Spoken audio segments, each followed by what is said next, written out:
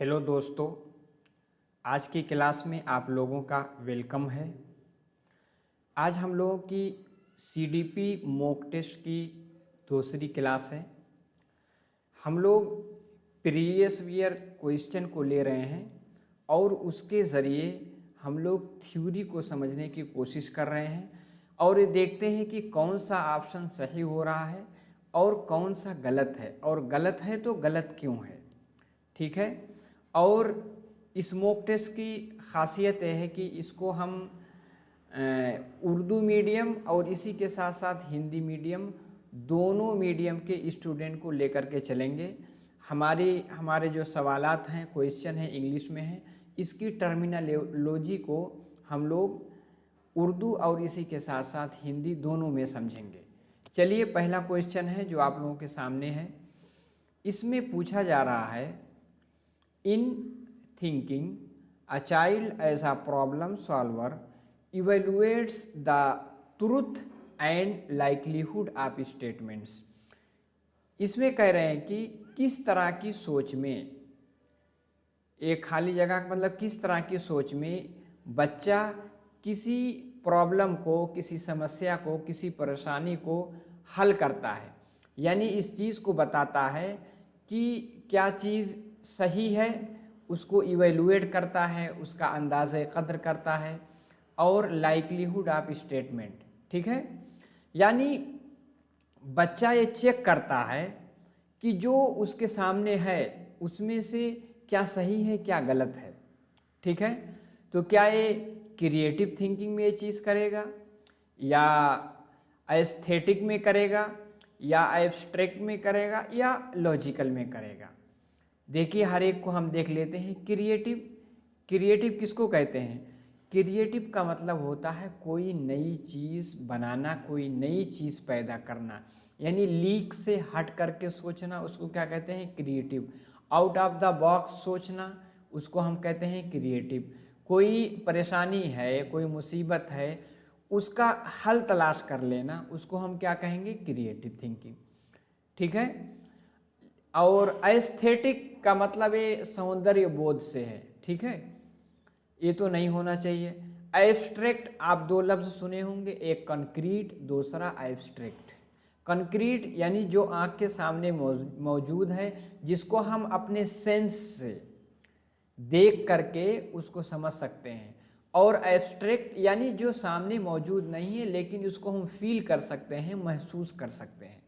Logical, तो इन चारों option में से सबसे बेहतरीन है कि लॉजिकल थिंकिंग। यानी जब आप लॉजिकल थिंकिंग यूज़ करेंगे, जिसको आप कहते हैं तार्किक यानी मंतिकाना सोच, जब आप रखते हैं तो उसमें बच्चा, अगर उसके पास लॉजिकल थिंकिंग है तो अगर कोई चीज़ उसके सामने है तो उसको हल कर लेगा, समझ जाएगा कि क्या सही है, क्या गलत है। ठीक है, तो उम्मीद है कि आप इसको समझ गए होंगे। जैसे कोई भी चीज़ उसके सामने आ जाए तो उसमें वो लॉजिक लगा करके वो सही रीज़न को तलाश करता है। चलिए आगे चलते हैं। तो हमारा कौन सा सही हुआ? डी वाला ऑप्शन, लॉजिकल थिंकिंग। आगे है इंक्लूसिव एजुकेशन। आपको पता है इंक्लूसिव एजुकेशन बाकायदा आपका सीडीपी का चैप्टर है। ठीक है, इससे 4 से 5 सवालात इंक्लूसिव एजुकेशन से आते हैं। इंक्लूसिव एजुकेशन के टर्म को आप समझ लीजिए। इंक्लूसिव एजुकेशन, जिसको हिंदी में कहते हैं समावेशी शिक्षा, उर्दू में कहेंगे शमूलियाती तालीम, यानी ऐसी तालीम, ऐसा एजुकेशन जिसमें हम क्लास में सबको लेकर के, यानी सबके नीड के अकॉर्डिंग हम अपनी टीचिंग कराएंगे। इसका मकसद यह है, इंक्लूसिव का मतलब होता है कि अगर किसी को देखने में परेशानी है तो उसकी भी हम ज़रूरियात को पूरा करेंगे। इसी के साथ किसी को सुनने में परेशानी, यानी किसी तरह का कोई डिसेबल है, उसको भी, अगर कोई किसी की हाइट कम है तो उसको हम आगे बिठाएंगे क्लास में। इसी के साथ अगर कोई गॉड गिफ्टेड है, यानी उसका आईक्यू लेवल यानी 120 प्लस है, ठीक है, बहुत ज़हीन है, तो उसको भी हम ले करके ही क्लास में चलेंगे। इसी तरह कोई एवरेज है या कम जहन का है उसको भी लेकर के चलेंगे। तो सारे बच्चे को क्लास में 30 से 35 बच्चे हैं अगर, तो हम सबकी ज़रूरियात को पूरा करते हुए सबको लेकर के हम अपनी टीचिंग कराएंगे। उसको कहते हैं इंक्लूसिव एजुकेशन। तो कह रहे हैं कि inclusive education is based on the principle of. तो इंक्लूसिव एजुकेशन किस सिद्धांत पे, किस उसूल पे है, ठीक है? क्या ये सोशल इक्विलिब्रियम पे है, यानी सोशल यानी सामाजिक जिसको कहते हैं, और इक्विलिब्रियम कहते हैं संतुलन, यानी बैलेंस बना रहे। दूसरा क्या है, equity and equal opportunity. Equity जिसको आप समानता कहते हैं, यानी न्याय साम्य, और इक्वल अपॉर्चुनिटीज़ यानी बराबर का अवसर मिले, मौका मिले। तीसरा क्या है, social existence and globalization. Social यानी सामाजिक, एग्जिस्टेंस यानी अस्तित्व, और जिसको आप कहते हैं किसी चीज़ का वजूद होना, और ग्लोबलाइजेशन जिसको आप कहते हैं वैश्वीकरण, ठीक है, यानी आलमियत। चौथा क्या है, चौथा डी क्या है, वर्ल्ड ब्रदरहुड, यानी विश्व में, पूरे वर्ल्ड में क्या है, एक भाईचारगी। इसमें से इंक्लूसिव एजुकेशन किस प्रिंसिपल पर बेस है? देखिए इनमें चारों में से सबसे बेस्ट है बी वाला, ठीक है, इस पर तो बेस नहीं है, यानी सोशल इक्विलिब्रियम, इसी के साथ सोशल एग्जिस्टेंस एंड ग्लोबलाइजेशन, इस पे भी नहीं है, और ब्रदरहुड पे भी नहीं है। इक्विटी एंड इक्वल अपॉर्चुनिटीज़ पर जो है ये चीज़ पाया जाता है, इसी पर ये बेस है, ठीक है। और इक्विटी और इक्वल अपॉर्चुनिटीज़, इक्विटी आप दो लफ्ज़ सुने होंगे, एक आता है इक्विटी जो कि यहाँ लिखा हुआ है, इसको हम समझ लेते हैं। दूसरा आता है इक्वेलिटी। इक्विटी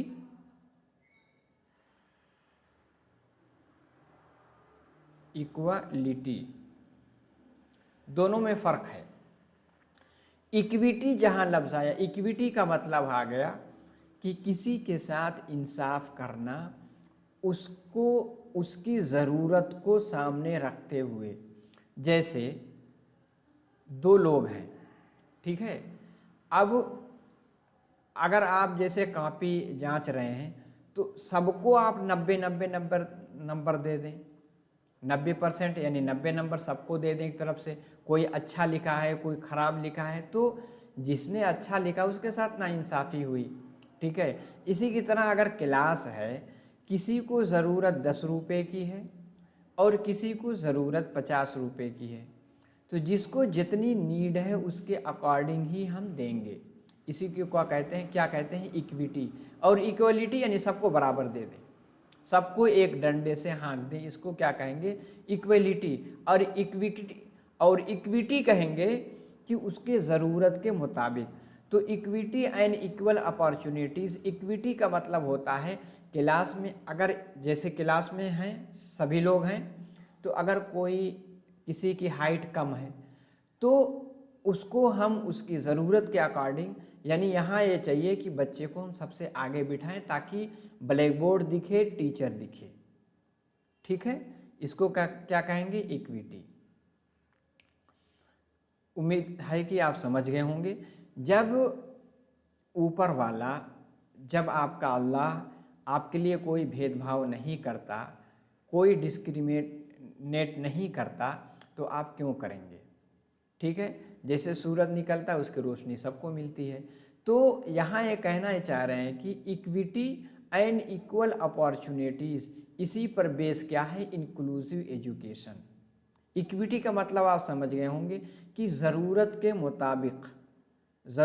मुताबिक उसकी मदद करना, ठीक है। अगर दो लोग हैं, एक को ज़रूरत ज़्यादा है तो उसकी ज़रूरत ज़्यादा है तो उसको ज़्यादा देना, ज़्यादा करना, वो क्या है, इक्विटी होती है। तीसरा क्या है, society determines the rules of male and female.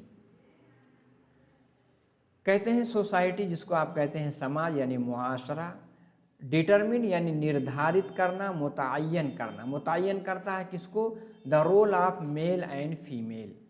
Male and female की भूमिका को, उनके रोल को, उनके किरदार को समाज अगर मुतय्यन करता है तो द स्टेटमेंट आर्टिकुलेट्स, तो ये कथन यानी ये जो स्टेटमेंट कहा गया है ये किस चीज़ को स्पष्ट कर रहा है, किस चीज़ को जाहिर कर रहा है। ठीक है, क्या? Gender as an inherent construct, यानी जेंडर जिसको आप कहेंगे ये जीन्स, उर्दू में जीन्स कहते हैं, या आप कहते हैं लिंग।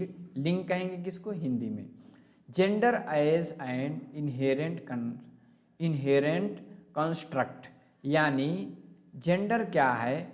ए निहित निर्माण है। दूसरा क्या है? Gender as a hereditary endowment, यानी हेरिडेटरी जिसको आप कहते हैं वंशानुगत, जो चीज़ आपको वरासत में मिलती है उसको आप क्या कहेंगे? हेरिडिटी। जैसे किसी का बाल जो है करली है, क्यों? क्योंकि उसके फादर यानी उसके पेरेंट्स का है। इसी तरह किसी का कलर, किसी के आँख का रंग, ये सब चीज़ें क्या है? हेरिडिटी से मुताल्लिक हैं। तो क्या जेंडर इससे है? तीसरा क्या है? Gender as an intuitive construct, यानी इंट्यूटिव मतलब कहते हैं सहज यानी आसान। सहज कंस्ट्रक्ट यानी निर्माण, यानी उसकी तामीर हुई है। चौथा है जेंडर एज आ सोशल कंस्ट्रक्ट, यानी जेंडर ऐसा है जिसको समाज ने बनाया है, तो यही चीज़ सही है। आप अपने बीएड में, इसी तरह डीएलएड में एक सब्जेक्ट पढ़े होंगे जिसको कहते हैं स्कूल जेंडर एंड सोसाइटी। ठीक है, इसमें दो लफ्ज़ आता है, इसको आप समझ लीजिए। एक आता है सेक्स, दूसरा आता है जेंडर। सेक्स क्या है? सेक्स ऐसी चीज़ है जो कि बायोलॉजिकल है। किस तरह की है? बायोलॉजिकल है। यानी जैसे कोई मेल है, कोई फीमेल है, उसके कुछ ऐसी चीज़ फीमेल के पास है जो मेल के पास नहीं है। ठीक है, तो ये जो चीज़ है, दोनों में जो थोड़ा सा फर्क है, ये ऊपर वाले ने बनाया है। ठीक है, तो सेक्स क्या है? ये बायोलॉजिकल है, जिसको प्राकृतिक ने बनाया है, जिसको कुदरत ने बनाया है। और जेंडर क्या है? जेंडर ये जो है सोशल कंस्ट्रक्ट है। क्या है? सोशल कंस्ट्रक्ट, जो कि यहाँ लिखा हुआ है, यानी इसको समाज ने मुतय्यन किया है। सेक्स जो कि ऊपर के तरफ से, भाई दोनों में कुछ फ़र्क है, जो कि बायोलॉजिकल है, ठीक है, जो कि पैदाइशी है। लेकिन जेंडर जिसको समाज ने मुतय्यन किया, जैसे समाज ने मुतय्यन किया है कि घर का काम जैसे झाड़ू लगाना, खाना बनाना, ये कौन करेगा? ये फीमेल करेगी।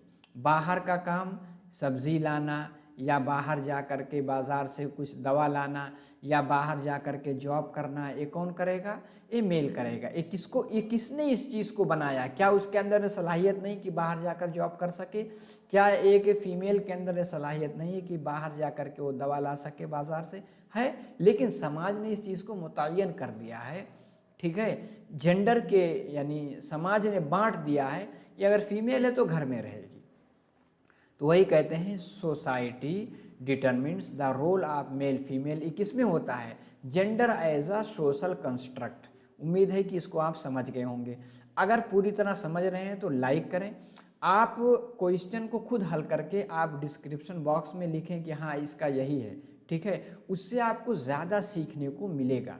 अगर आप नए हैं तो चैनल को ज़रूर सब्सक्राइब कर लें, क्योंकि आप किसी भी मीडियम से, उर्दू या इसी के साथ साथ हिंदी, आपको दोनों को लेकर के हम चलेंगे ताकि आप क्वेश्चन के पैटर्न को अच्छे से समझ सकें। ठीक है, इसी तरह के क्वेश्चन आपके सीटेट में आते हैं। तो नए हैं तो चैनल को सब्सक्राइब भी कर लें ताकि आगे कोई वीडियो आए उसका नोटिफिकेशन आपको मिल सके।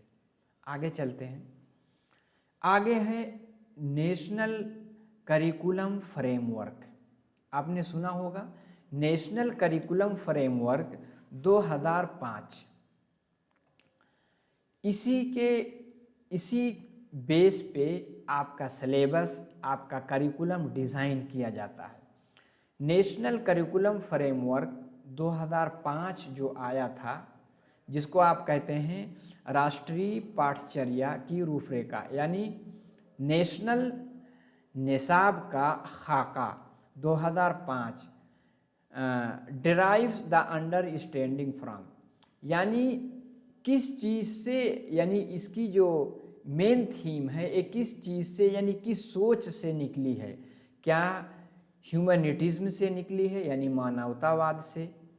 इसी के साथ कहा जा रहा है बिहेवियरिज्म से, यानी व्यवहारवाद से, जो सुलूक यानी बर्ताव पे जोर देते हैं।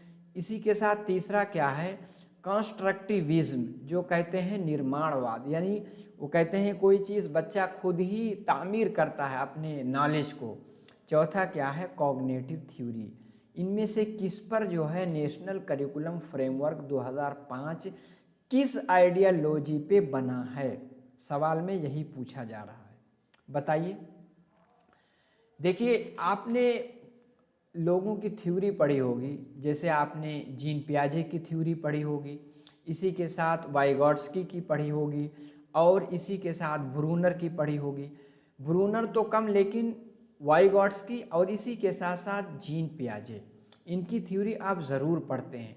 ये क्या कहते हैं, जीन पियाजे आपको पता है, ये कॉग्निटिव डेवलपमेंट की बात करते हैं। ये कहते हैं बच्चा पहले क्या करता है, उसके अंदर कॉग्निटिव डेवलपमेंट आता है, फिर उसके बाद लैंग्वेज डेवलपमेंट आता है। वाइगॉट्स्की क्या कहते हैं, दोनों पहले क्या बच्चे के क्या लैंग्वेज आती है, यानी भाषा आती है, ज़ुबान आती है, उसके बाद कॉग्निटिव डेवलपमेंट आता है। लेकिन एक कंस्ट्रक्टिविज्म है, ये कहते हैं बच्चे अपने ज्ञान यानी अपने नॉलेज, अपने इल्म की तामीर खुद करता है।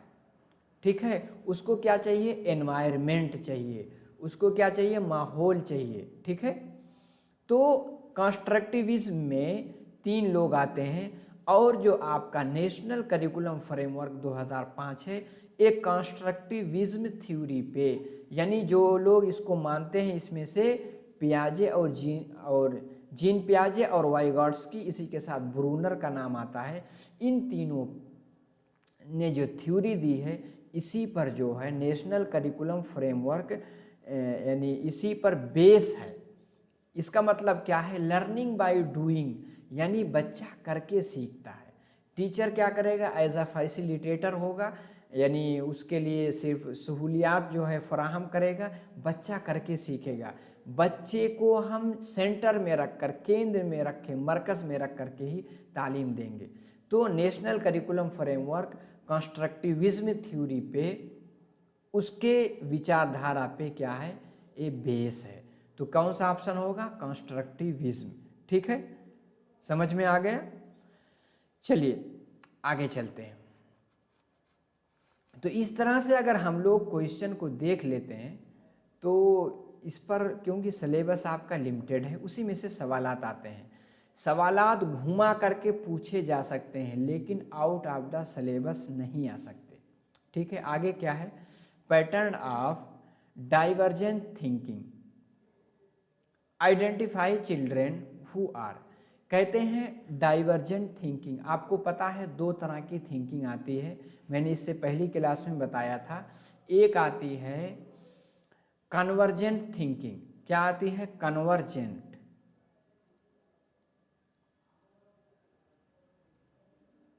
कन्वर्जेंट यानी सिकुड़ती हुई, और डाइवर्जेंट यानी अलग अलग जिहत में, अलग अलग दिशाओं में, अलग अलग आयाम से अगर कोई सोचता है, तो ये मतलब ये बच्चों में कौन सी चीज़ को आइडेंटिफाई करता है। क्या है, डिसेबल्ड को कहता है। देखिए, डिसेबल तो ऑटोमेटिक गलत होगा, डिसेबल की बात ही नहीं हो रही है।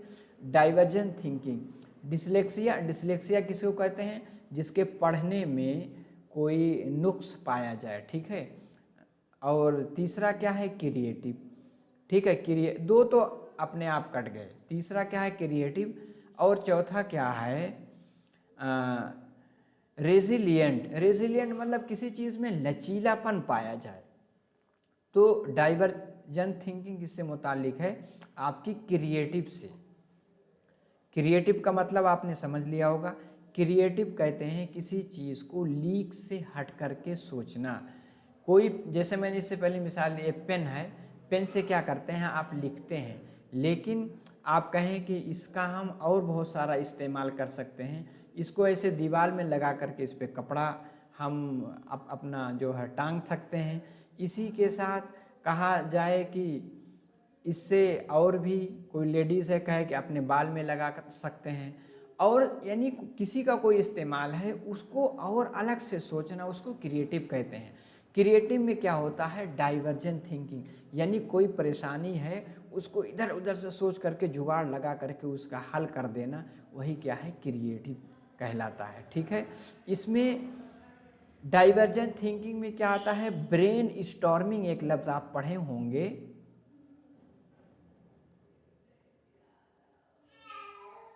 ब्रेन स्टॉर्मिंग, देखिए ब्रेन यानी दिमाग, स्टॉर्मिंग उसको आंधी देना यानी दिमाग खूब ज़्यादा लगाना, ये भी क्या है डाइवर्जेंट थिंकिंग से जुड़ा हुआ। ठीक है, और कन्वर्जेंट थिंकिंग ये इंटेलिजेंट से जुड़ा हुआ है। किससे? इंटेलिजेंट से। चलिए आगे चलते हैं। Which of the following is not a limitation of the pre operational thought. Jean पियाजे ने 4 स्टेज दी है, आपको पता है। सेंसरी मोटर, उसके बाद pre operational, concrete operational, formal operational. ठीक है, तो प्री ऑपरेशनल जो दूसरी स्टेज है यानी 2 से 7 साल, कहते हैं कि इसमें विच of the following is not a limitation. इसमें से देखिए नॉट पूछा जा रहा है, कौन सा लिमिटेशन नहीं है। ठीक है, तो लिमिटेशन क्या क्या है उसको हम देख लेते हैं, तो ऑटोमेटिक हम जवाब की जानिब पहुंच जाएंगे। पहला क्या है, देखिए इरिवर्सिबिलिटी। ठीक है, इरिवर्सिबिलिटी यानी प्री ऑपरेशनल में 2 से 7 साल का बच्चा क्या है, अगर कोई चीज़ जैसे कहा जाए 2 + 2, 2 2 कितना होता है 4। अब उससे कहा जाए और अगर 4 में से 2 घटा दे तो कितना होगा, तो यानी पलट करके अगर पूछा जाए तो उसको नहीं बता सकता है। तो यही है, ये तो लिमिटेशन है, यानी 7 साल का बच्चा यहाँ तक दिमाग नहीं लगा पाएगा, यहाँ नॉट पूछा गया है। दूसरा क्या है tendency to concentrate. Tendency to concentrate यानी कंसंट्रेट यानी किसी चीज़ पर एकदम ध्यान देना। कोई चीज़ अगर उसको दिखाई जाए उसके एक ही एस्पेक्ट को देखना। आपने देखा होगा अगर एक गिलास बड़ा है और एक थोड़ा सा चौड़ा है, दोनों में पानी है, अगर बच्चा 7 साल का है तो क्या कहेगा हम इसी को लेंगे, क्योंकि वो एक ही चीज़ को देख रहा है, उसको दिख रहा है कि गिलास जो है बड़ा दिख रहा है तो इसी में पानी भी ज़्यादा होगा। ये क्या है कंसंट्रेट टेंडेंसी किस में पाई जाती है प्री ऑपरेशनल में। और तीसरा क्या है डेवलपमेंट ऑफ सिंबॉलिक थॉट। क्या ये लिमिटेशन नहीं है? ठीक है, आगे क्या है ईगोसेंट्रिज्म। ईगोसेंट्रिज्म यानी वो सोचता है जो भी हम सोच रहे हैं, जैसे देखता है कि आज दुनिया बहुत छोटी है, जैसे वो सोचता है 7 साल का बच्चा, वो सोचता है सभी लोग ऐसे ही सोचते होंगे, अपने ही आप को सबसे काबिल समझता है। एक इसमें पाया जाता है प्री ऑपरेशनल में।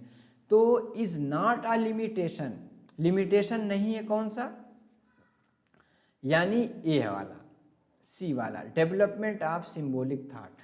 यानी अगर 7 साल का बच्चा, आप जाएंगे बच्चे को एडमिशन कराने 6 साल का बच्चा, तो उसमें जो उसको किताबें दी जाती हैं के फॉर काइट, काइट रहेगा तो पूरा पतंग बन करके आएगा। ठीक है, ए फॉर एप्पल, एप्पल पूरा शेप क्यों बनाया जाता है, क्योंकि बच्चा सिंबल को समझता है। यही चीज़ लिमिटेशन नहीं है, यानी इस चीज़ को कर ले जाता है और ये तीनों चीज़ नहीं कर पाता 2 से 7 साल की स्टेज में। समझ गए होंगे। इस तरह से अगर आप थ्योरी को समझ लेते हैं तो कोई भी क्वेश्चन आएगा आप उसका सही आंसर करके आएंगे। तो इस तरह से अगर आपको समझ में आ रहा है तो लाइक करें, कमेंट करें और इसी के साथ नए हैं तो चैनल को सब्सक्राइब भी कर लें। अब आगे देखते हैं, ठीक है। आगे क्या है, आगे आपका है thought not only determines language but also precede it was an idea put forward by. यानी यहाँ एक आइडिया दी गई है। आइडिया कौन सी दी गई है? कहा जा रहा है ये जो सोच है, विचार है, ये सिर्फ जो है लैंग्वेज को मुतय्यन नहीं करती है, लेकिन ये बल्कि ये लैंग्वेज से पहले आती है। प्रीसीड यानी किसी चीज़ का पहले आना। इस आइडिया को किसने दिया है? जीन पियाजे ने दिया है कि कोहलबर्ग ने दिया है, वाइगॉट्स्की ने दिया है कि पॉलो ने दिया है? आपको पता है पॉलो जो है बिहेवियरिज्म है, इन्होंने कुत्ते पे किया था रिसर्च। इसी की तरह वाइगॉट्स्की, इनकी भी एक थ्योरी है, ठीक है। आगे है कोहलबर्ग, ठीक है। कोहलबर्ग जो मोरल डेवलपमेंट की बातें करते हैं। और इसी के साथ जो है जीन पियाजे, तो इसमें से कौन है? जीन पियाजे हैं। जीन पियाजे कहते हैं बच्चे के पहले थॉट, पहले बच्चे के अंदर कॉग्निटिव डेवलपमेंट से जीन पियाजे जुड़े हैं। कहते हैं बच्चे की पहले सोच आएगी, ठीक है। सोचने के बाद जब बच्चा सोचेगा तो धीरे धीरे बोलना भी शुरू करेगा। तो सोचना यानी कॉग्निटिव डेवलपमेंट मदद करता है किसमें? लैंग्वेज डेवलपमेंट में। एक कौन कहते हैं? जीन पियाजे कहते हैं। आगे क्या है? आगे कहा जा रहा है amount and type of scaffolding to a child would change depending on the. Scaffolding की बात कौन करता है? आपको पता है स्कैफोल्डिंग की बात आपके वाइगॉट्स्की ने किया है, ठीक है। किसने किया है? वाइगॉट्स्की ने किया है। स्कैफोल्डिंग का मतलब ये कह रहे हैं कि ये जो बच्चे को स्कैफोल्डिंग दी जाती है, स्कैफोल्डिंग यानी जो टेम्परेरी हेल्प, इसका आप अगर डिक्शनरी में देखेंगे तो उसके लिए आता है मचान। जैसे आप सीढ़ी होती है मचान, वही लग। तो स्कैफोल्डिंग की टर्म किसने दी है? वाइगॉट्स्की ने दिया है। तो कहते हैं स्कैफोल्डिंग जो है यानी टेम्परेरी यानी वक्ती तौर पे जो मदद दी जाती है, कहा जा रहा है जो मदद दी जाती है वो किसी के द्वारा ये किस बात पे निर्भर करती है, यानी जो दी जाती है किस बात पर इस ये मुनहसिर होती है? क्या मोड ऑफ टीचर पे, यानी अध्यापक का जो मोड है।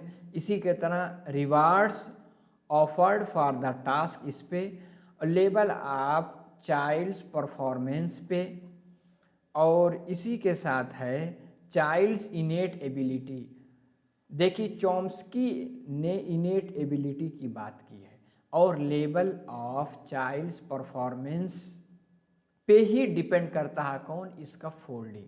इसका फोल्डिंग का मतलब ये है कि जिस बच्चे को जहाँ तक मदद की ज़रूरत है उतनी ही हम मदद देंगे, उसके बाद मदद हटा लेंगे।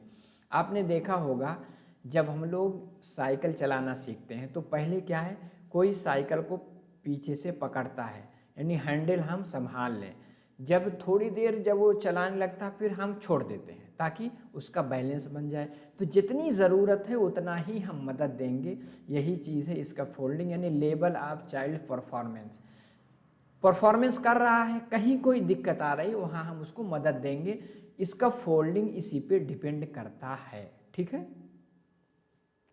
जैसे कि तस्वीर आपके सामने है, टीचर बच्चों को, अब देखिए बच्चा जहाँ समझ नहीं पा रहा वहाँ टीचर थोड़ा सा बता देगा, फिर बच्चे आगे चलेंगे। ये नहीं कि A to Z पूरा बताएगा।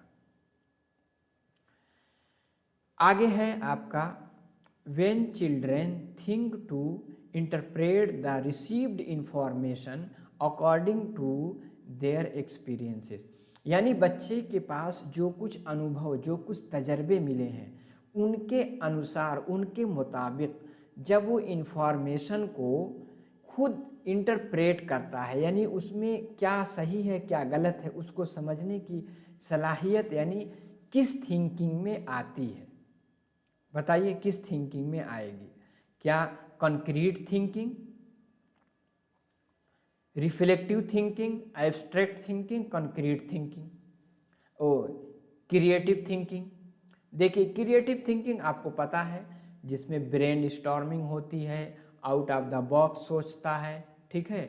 और एब्स्ट्रैक्ट यानी कोई चीज़ मौजूद नहीं है उसको महसूस करके सोचता है। रिफ्लेक्टिव यानी कोई चीज़ सुना उसका अक्स उसके दिमाग पे पड़ रहा है। क्रिएटिव और पहला क्या है कंक्रीट का मतलब होता है किसी भी चीज अपने सेंस से जो उसके हवा से हमसे ज़ाहिरा हैं उससे बच्चा सोच उसको देख पा रहा है, उसको टच कर पा रहा है, उसको सुन पा रहा है, उसके बाद उस पर सोच रहा है। तो when children think to interpret the received information according to their experiences, तो इसको क्या कहेंगे? इसको कंक्रीट थिंकिंग कहेंगे। क्या कहेंगे इसको? कंक्रीट थिंकिंग यही चीज़ है। कोई ऑब्जेक्ट देखा, उसको देख करके वो क्या चीज़ है, इसको क्या किस लिए यूज़ करते हैं, ठीक है, उसको इंटरप्रेट खुद कर पा रहा हो, क्या कंक्रीट थिंकिंग में आता है। आगे है आखिरी सवाल आप लोगों के लिए होगा, क्या है? अ चाइल्ड रीजन्स, ठीक है, रीजन्स क्या है? You do this for me and I will do it for you. तुमने मेरे लिए किया तो इसलिए मैंने भी तुम्हारे लिए किया। In which stages of Kohlberg's moral reasoning would this child fall? आपको पता है कोहलबर्ग ने मोरल डेवलपमेंट के 6 स्टेजेस दिए हैं और 3 इनके क्या हैं? लेवल्स हैं। आपने पढ़ा होगा, ठीक है। तो कहते हैं उनकी इसकी जो रीजनिंग की जो डेवलपमेंट की मोरल डेवलपमेंट की जो उन्होंने स्टेजेस दी है उसके मुताबिक ये जो है you do this for me and I will do that for you. आपने एक लफ्ज़ पढ़ा होगा टिट फॉर टैट, जैसे को तैसा। जैसे देखेंगे आप क्लास में कोई बच्चा किसी को मार दिया, पूछा आपने क्यों मारा, उसने कहा उसने मुझे भी मारा था, ये क्या हुआ? वही बदले की भावना। ये किस में आएगा? द इंस्ट्रूमेंटल पर्पस ओरिएंटेशन, इसी के साथ पनिशमेंट एंड ओबीडियंट ओरिएंटेशन, ठीक है। और तीसरा क्या है? The good boy and good girl orientation. चौथा क्या है? Social contract orientation. कौन सा होगा? इसमें चारों में से पहला होता है, पहला ऑप्शन आपका सही होगा। देखिए इसको हम एक बार समझ लेते हैं थोड़ा सा, क्योंकि आपने पढ़ा होगा, एक मरतबा रिवीजन कर लीजिए। पहला क्या है आपका? प्री कन्वेंशनल,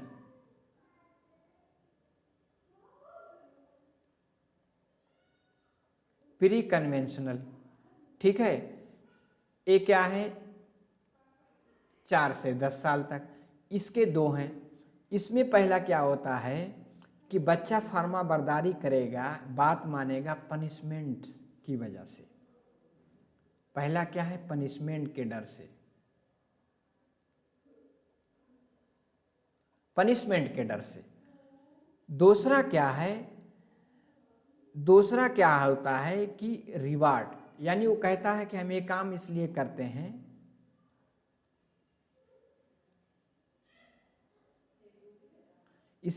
हैं ताकि हमें इनाम मिले, ठीक है। ये पहला हुआ। दूसरा क्या है? दूसरा आपका है कन्वेंशनल।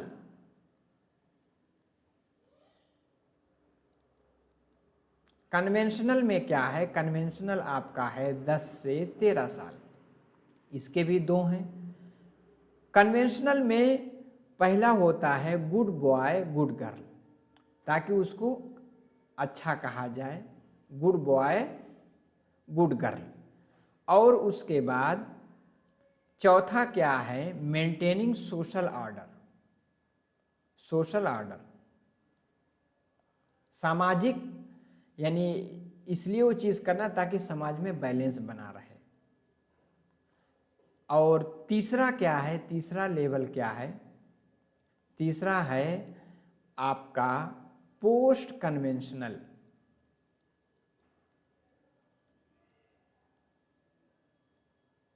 पोस्ट कन्वेंशनल ये क्या है, 13 से टिल डेथ, यानी मौत तक।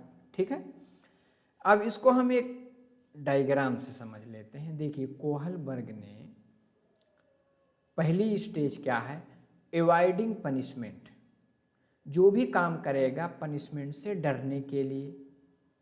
ठीक है, पनिशमेंट से डरने के लिए। दूसरा क्या है, aiming at a reward. Aiming at a reward मतलब कोई चीज़ इसलिए करेगा ताकि उसको इनाम मिले। और तीसरा स्टेज क्या है, good boy good girl attitude, यानी कन्वेंशनल लेवल में गुड बॉय गुड गर्ल, यानी कोई चीज़ इसलिए करता है ताकि उसको लोग अच्छा करें, अच्छा कहें। और ये जो है एमिंग ऑफ आ रिवार्ड, इसी में tit for tat, tit for tat यानी एक्सचेंज, बदले की भावना किसमें, दूसरी स्टेज में आएगी। और यही चीज़ जो है आपके इसमें है, यानी इंस्ट्रूमेंटल पर्पस ओरिएंटेशन। ठीक है, अलग अलग नामों से इसको जाना जाता है, इस चीज़ को जहन में रखिएगा। जहाँ बदले की भावना आई, टिट फॉर टैट वाली बात आई, वो क्या है, दूसरा स्टेज आपका माना जाएगा। तीसरा क्या, चौथा क्या है, loyalty of law and order, इसलिए होता है कि ताकि एक समाज में लॉ एंड ऑर्डर बना रहे। ठीक है, और पांचवा स्टेज क्या है, justice and the spirit of the law, कि समाज में कुछ कानून बनाया जाता है, उसको आप करेंगे तो उसके खिलाफ आपको सज़ा मिलेगी। यूनिवर्सल प्रिंसिपल ऑफ एथिक्स, ये आखिरी स्टेज है, यहाँ तक बहुत कम लोग पहुँच सकते हैं। जैसे आपके महात्मा गांधी पहुँचे हुए थे। ठीक है, वो किसी के साथ हिंसा करना ही नहीं चाहते थे, किसी को अपने तर्ज अमल से तकलीफ पहुँचाना ही नहीं चाह रहे थे। तो ठीक है, तो इसमें आपका ऑप्शन क्या होगा, पहला वाला। तो इस तरह से हमने बहुत सारे क्वेश्चन लिए। तो इन क्वेश्चन के ज़रिए हमने थ्योरी को समझने की कोशिश की। उम्मीद है कि क्लास आपको समझ में आई होगी। तो जाते जाते ये आपका टेलीग्राम चैनल है, इसकी लिंक डिस्क्रिप्शन बॉक्स पे रहेगी, उस पर क्लिक करके आप उससे जुड़ सकते हैं। वहाँ वीडियो की लिंक दे दी जाएगी, इसी के साथ आपको PDF मिल जाएगी ताकि आप रिवीजन कर सकें। इसी आप लाइक करके जाएं, कमेंट करें, शेयर करें। नए हैं तो चैनल को ज़रूर सब्सक्राइब कर लें। अगर कहीं कुछ कमी है, कुछ आपको कहना है तो कमेंट बॉक्स में ज़रूर लिखें। तो आज के क्लास में इतना ही, अगली क्लास में फिर मुलाकात होगी। अस्सलामु अलैकुम।